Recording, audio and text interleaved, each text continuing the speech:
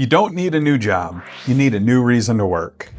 Think about it. When was the last time you said, "I love my job," and actually meant it? If you're dreading Monday, chances are your whole life feels off.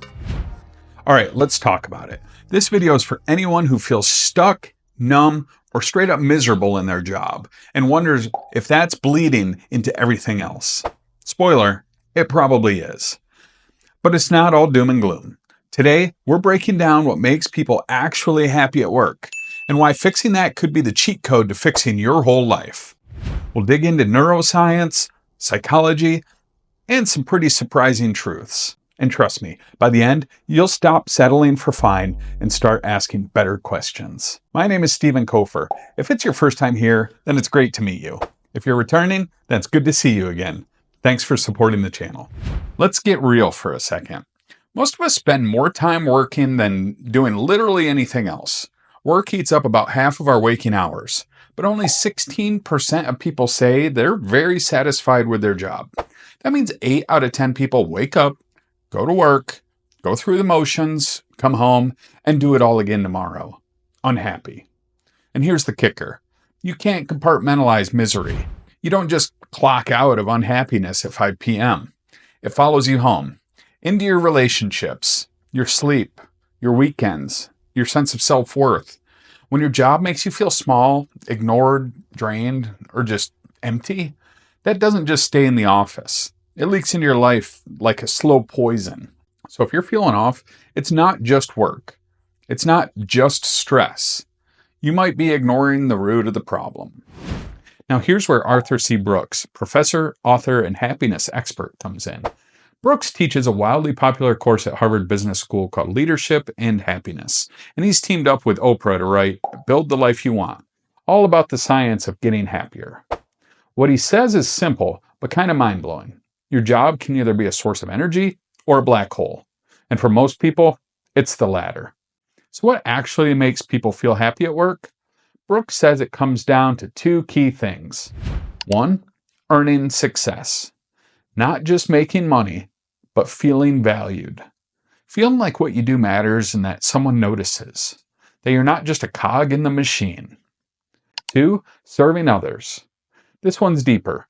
It's about connecting your work to something bigger than yourself. Helping people. Feeling like your time isn't just spent, it's invested. Here's a story for you. There's this woman. Let's call her Maya. She's a project manager at a tech company. Good pay, smart team, flexible hours. On paper, it's a dream. She's miserable. Why? She never gets real feedback. Her work gets buried in emails and PowerPoint presentations. She hasn't spoken to a client in 6 months. No one says thank you. She could disappear and no one would notice. Now contrast that with someone like Eli, a high school teacher.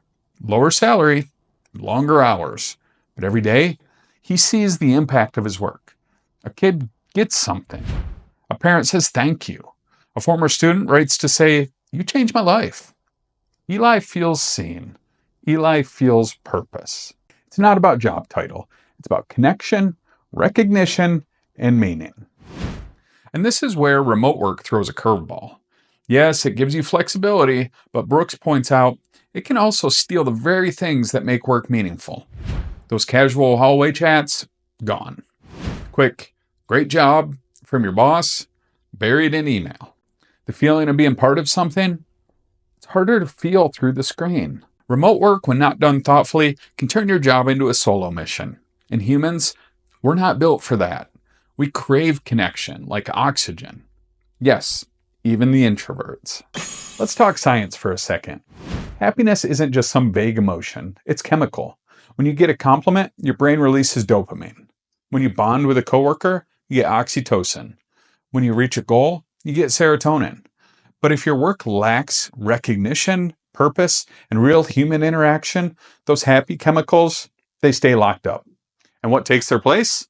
Cortisol, the stress hormone. So now you're anxious, tired, maybe even depressed, but you think it's just burnout, or adulting, or not enough sleep.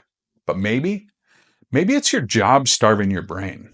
Brooks also talks about emotional management. Most of us never learned how to deal with our feelings at work or in life. We either suppress them or let them explode. He teaches something called metacognition, the ability to notice your emotions as they happen and decide how to respond. Not react, respond. Imagine getting a nasty email from a boss. Instead of spiraling or rage replying, you pause. You name what you're feeling. Frustration, maybe shame. You take a breath, and then you choose your move. In the book, The Next Conversation by Jefferson Fisher, he says that when you feel yourself getting defensive, first get quiet, then get curious. That's emotional resilience, and you can train it. If you're finding this breakdown valuable so far, take a quick second to hit that like button. It genuinely helps this video reach more people who might be in a similar situation. So what's the next big challenge? Here it is. We've built a culture that worships work and sacrifices joy. We brag about 80-hour work weeks. We wear burnout like it's a badge. We push friendships, hobbies, even health to the side because there's always more to do. More hustle, more proving, more chasing. But what happens when the work stops proving anything? Brooks calls it a happiness portfolio, just like a financial portfolio. Your life needs different sources of return. Faith or philosophy for perspective. Family for unconditional love. Real friends, not just coworkers you tolerate. Purpose-driven work that lifts others, not just your bank account. Overload any one area and the whole thing wobbles, especially work. Let's be honest, a lot of us don't have a happiness portfolio. We've got a 401k maybe, but no deeper investment in things that feed our soul. And if your job is the only thing giving you identity or worth, that's risky because jobs end, titles change, bosses leave, economies crash. But the things that really matter, those need your time too. Brooks also talks about the 3 pillars of happiness. Enjoyment. Not just pleasure, but pleasure and presence. Think good food with good people. Laughing until your stomach hurts. Not scrolling alone with takeout. Satisfaction. The quiet pride of effort. But beware. Satisfaction fades fast if you keep moving the goalpost. Brooks says satisfaction equals halves divided by wants.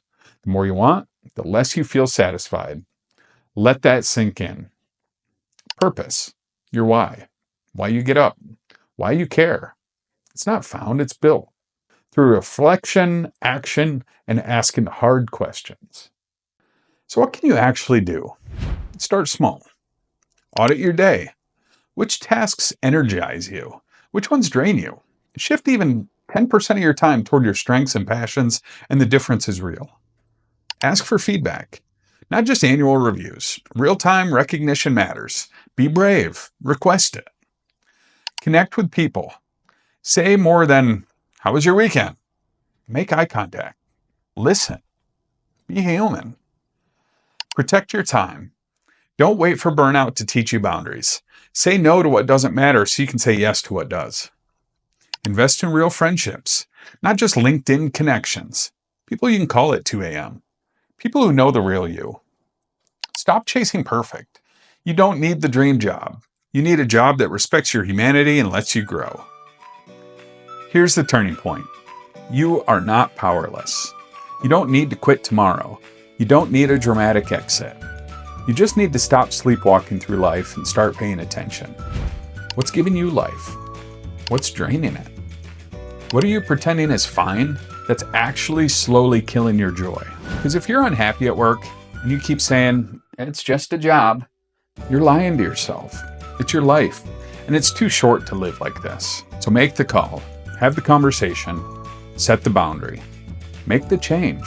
Not because it's easy, but because your life depends on it. I can't wait to connect with you in the next video.